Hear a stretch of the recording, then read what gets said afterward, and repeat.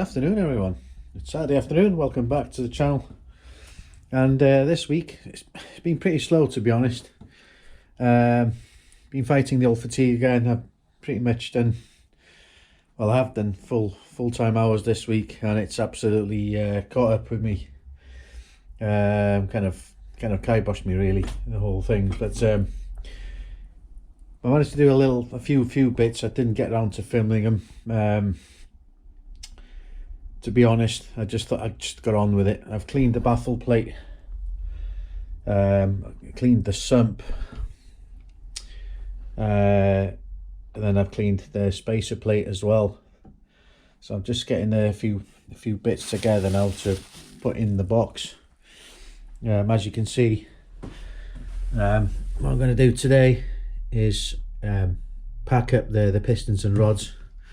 Basically what I'm going to be doing is some cardboard sleeves around the con rods so the pistons don't knock against them in transit to Thurston Engineering, and then I'll bubble wrap the whole lot. I'll cardboard around the crankshaft, and then I'll bubble wrap that as well. And this box will be going onto the pallet, and the bits will be going in the box. Again, it'll be bubble wrapped so they don't knock together and have any metal to metal contact.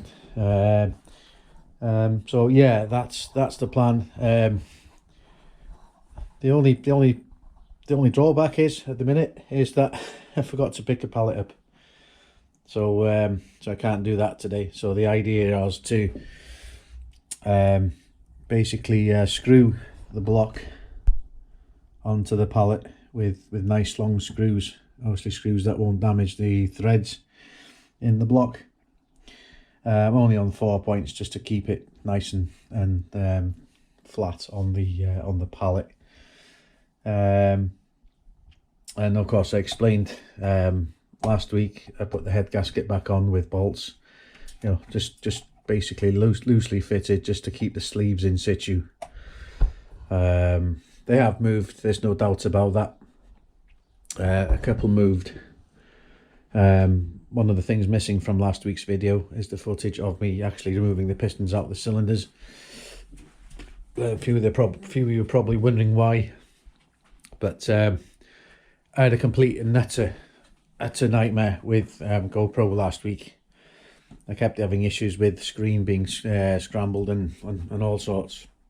So to film what I did actually was a bit of a miracle in itself. And as most of you know, I have a love-hate relationship with this camera, and it's mostly hate, to be completely honest. I would never buy one again. And that's putting it lightly. But I digress. So yeah, plenty to do in this episode. It's going to be a shorter one than normal, but yeah, the oil pump is just really loose, and I don't think it's good. So I think a new oil pump is in order. As you can see, it's got the extended bit here that goes more or less right into the bottom of the sump. So obviously this is a little bit loose. They've removed this because obviously it's held on by tabs. They've removed this, they've drilled into the cover plate, the pickup cover plate, and fitted bolts in through with this polyurethane piece here, which of course, as you can see, extends this pickup pipe even further into the block, to save oil starvation, basically, because the Mi16, as quite a lot of you will know, has historically struggled, suffered with oil, the oil draining slowly or too slowly from the cylinder head back down into the sump, which has obviously historically damaged and killed quite a few Mi16s, with various remedies being put in place on engines over the years. And of course, a baffle plate, an extended sump pickup pipe with a GTI 6 increased capacity sump was one of the most effective ways of doing it, other than going dry sump. So so yeah, I'm gonna get the oil pump changed out, because I'm not really happy with that. And anyway, whenever I strip an engine to this extent, I put a new oil pump anyway, as a matter of course. So so that is that. So I'm going to put you on a time lapse as ever, speed it up a little bit, and I'm going to get packing things up and get it ready for palletization.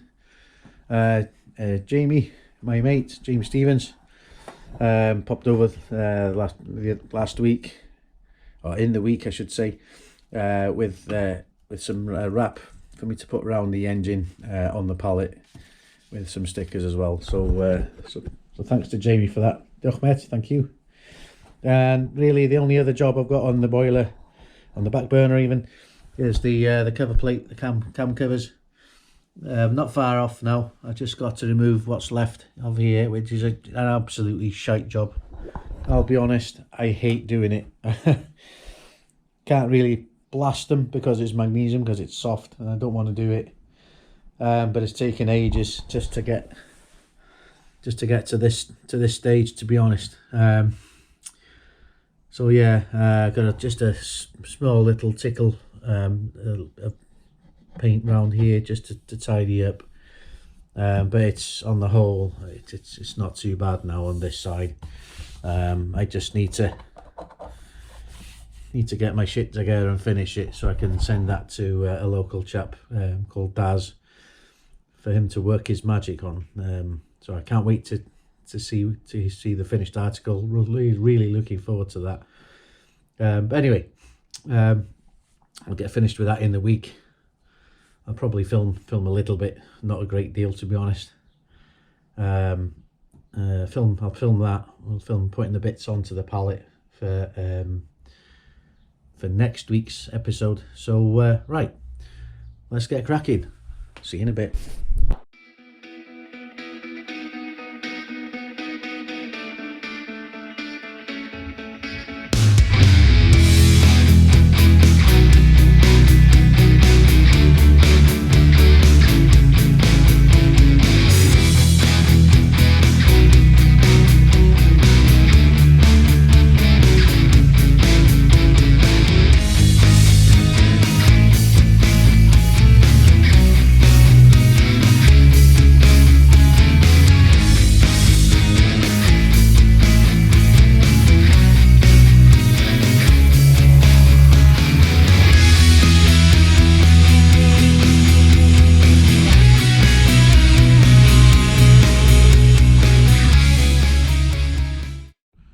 Right, that's the pistons done, all tucked away nicely in cardboard and bubble wrap.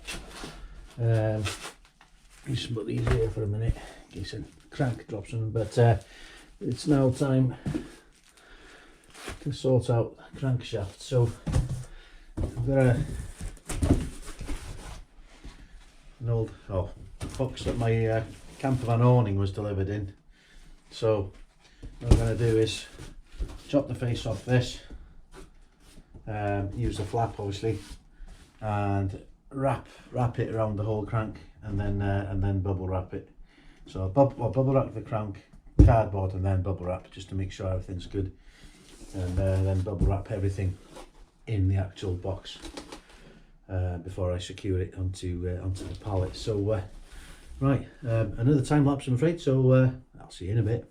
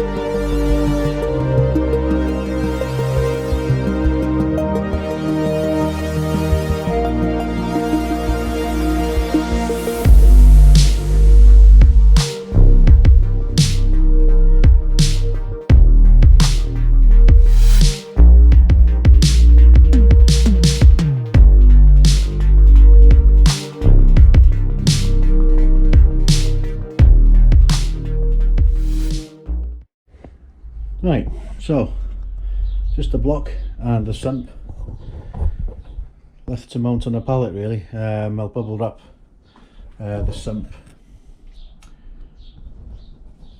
and wrap it with the black waterproof material. I'll wrap the box in that stuff as well, but I'll do that before everything goes on to the pallet, so I can lash it all down with that, so that'll be really secure then and waterproof.